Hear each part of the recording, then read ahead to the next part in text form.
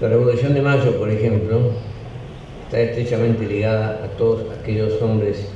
que en la plaza nucleaban a los revoltosos, como se decía en aquel tiempo, y eran tipos como French, por ejemplo, que era un cartero, Beruti, que era un empleado del Estado, Donado, que era un tipógrafo, que eran los llamados chisperos de la Revolución. Y esos son los que movieron a los 600 o 1200, hay distintas versiones, que atropellaron al virrey subiendo por las escaleras del Cabildo y lo sacaron de su lugar y pusieron una junta popular. Más allá del apoyo, lógicamente, de un sector de profesionales de la clase media más popular como Moreno y Belgrano, Castelli. Pero esta presencia de los trabajadores es permanente, porque en realidad las montoneras que se opusieron a la política entreguista de Rivadavia, que eran trabajadores desocupados, que como perdieron el trabajo como consecuencia de la ruina en que entraron las provincias interiores por la política pro-británica de ese gobierno, decidieron tomar una tacuara, atarle una tijera o un puñal en la punta y salir a defender a sus provincias. Eran trabajadores desocupados, que por ello decimos que eran trabajadores o que eran piqueteros, como ustedes quieran, que son los mismos que se levantaron contra Mitre y los mismos que estuvieron con el Chacho y con Felipe Varela. Y son los que hicieron el 17 de octubre del 45, que marca un hito fundamental de cambio en la historia argentina, y son los que hicieron el Cordobazo, que es también un punto clave en esta historia nuestra. Es las décadas que precedieron al 2001. Los trabajadores habían sufrido fuertes retrocesos por la violencia, porque la mayor parte de los desaparecidos son trabajadores, por la violencia de la dictadura genocida, por la traición de algunos dirigentes del propio movimiento nacional que crearon los contratos basura, que permitieron que se destruyera la industria y se generara la desocupación, todo lo cual reventó en el 2001 y nos llevó al 2003 para iniciar una etapa distinta. Una etapa distinta que estamos transitando y en la cual estamos recuperando todo lo que se perdió en aquellos años. Recuperando con bastantes dificultades, porque muchos dirigentes gremiales fueron desaparecidos, los mejores por supuesto.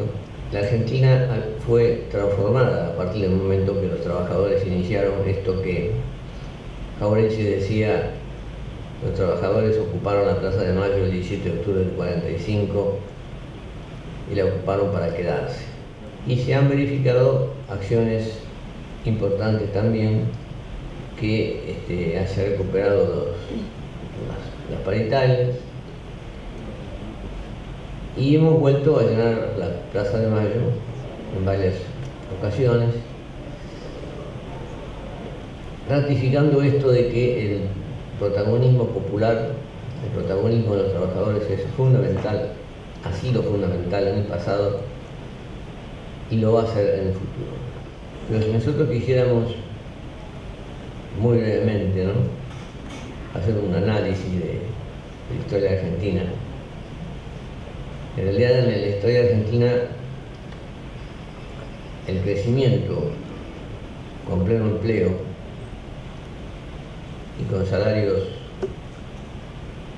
que corresponden, que sean justos, ha tenido una particularidad, que a través de casi toda la historia, desde Moreno en adelante, no existió una clase empresaria como la que existió en Francia o en Estados Unidos, capaz de desarrollar la economía, aumentar la importancia del mercado interno crear una demanda importante y desarrollar un capitalismo nacional. Pero Moreno decía, a fortunas agigantadas en pocas manos son perjudiciales para los países, porque las fortunas agigantadas en pocas manos son como el agua estancada que se pudre y lo único que corresponde con la riqueza es distribuirla. Lo que se estaba planteando Moreno en ese momento era la inexistencia de ese empresariado. Él sabía que había que hacer fábrica de armas, fábrica de fusiles, fábrica de pólvora, y las puso en marcha entre mayo y diciembre de 1810, en los pocos meses que le correspondió, que pudo gobernar. Y las puso en marcha a través del Estado. Porque cuando no existe ese empresariado, alguien tiene que cumplir el rol de impulsar el crecimiento del país. Y ese rol queda en manos del Estado y de los trabajadores, organizados en cooperativas, organizados en mutuales, en distintas formas que puedan organizarse. Esto hace que, cuando se producen acontecimientos de este tipo, el crecimiento adquiera perfiles acentuadamente sociales. Ya no se hace el crecimiento para una minoría, para el enriquecimiento de una burguesía que prácticamente nosotros apenas tuvimos algún atisbo con Miranda o con Helbach, porque la mayor parte de los que crecieron como empresarios después del 45 se transnacionalizaron. El caso más claro es el de Macri, o el de Techín, o el de Pérez Compán, con producción fundamentalmente para el mercado externo. Si se produce para el mercado externo, lo que se trata es de tener costos bajos. Entonces el empresario lo que quiere es pagar salarios cada vez más bajos. Los acuerdos voluntarios de los trabajadores o del Estado con los empresarios me provocan gran desconfianza. Creo que pueden jugar un factor, creo que hay que hacer otras cosas más para realmente modificar las condiciones, especialmente del bienestar general. El hecho de que un sindicato se ocupe de la formación, de la capacitación, de la creación de cuadros medios, de poner en debate las cuestiones fundamentales del futuro, es fundamental y debieran hacerlo todos los sindicatos. Celebro realmente esta experiencia de FOETRA y creo que demuestra que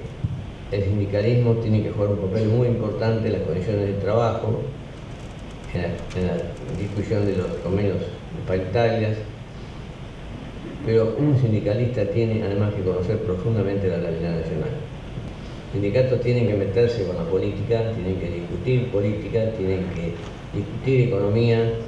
tienen que formar cuadros que vayan reemplazando a los que se van sucediendo, recogiendo la experiencia importante de los que fueron dirigentes gremiales, y tienen que prepararse para realizar lo que a mi juicio es inevitable, que es un rol protagónico en los próximos años. Vivimos en una época en que América Latina en su conjunto está llegando a cambios trascendentales que nosotros años atrás, cuando éramos jóvenes, deseábamos o suponíamos que algún día podrían producirse, pero nunca se nos había ocurrido que un hombre de los pueblos originarios podría estar al frente de Bolivia, o que un economista formado en las universidades extranjeras podría gobernar popularmente el Ecuador, o que un hombre nacido en las filas del ejército venezolano podría hablar del socialismo del siglo XXI como Hugo Chávez, o que un gobernador de una provincia prácticamente perdida allá en el sur pudiera iniciar un proceso de cambio que permitió cancelar todo monitoreo del Fondo Monetario sobre nuestra economía, disminuir la deuda externa y crear nuevas condiciones para avances que han sido muy importantes, pero que tampoco son suficientes porque hay algunas asignaturas pendientes.